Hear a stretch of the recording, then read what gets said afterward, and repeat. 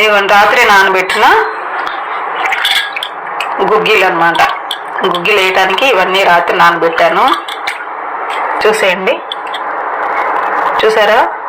Hybrid శనగలు ఉన్నాయి, నాటు శనగలు ఉన్నాయి, తర్వాత ఉలవలు ఉన్నాయి, శనగిత్తనాలు కూడా ఉన్నాయి. ఇవన్నీ నైటే నానబెట్టేసుకుంటాను నేను.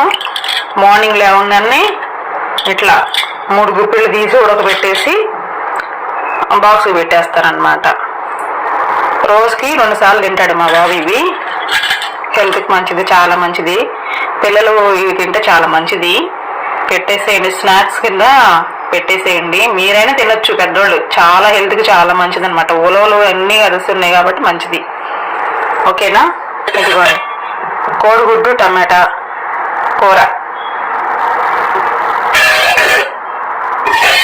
మా బాబుకి పెట్టంగా ఆ రైస్ మిగిలింది. అది నేను మధ్యాహ్నం టైంలో తినేస్తా. ఇంకా అన్నం వండే పర్లేదు నాకు.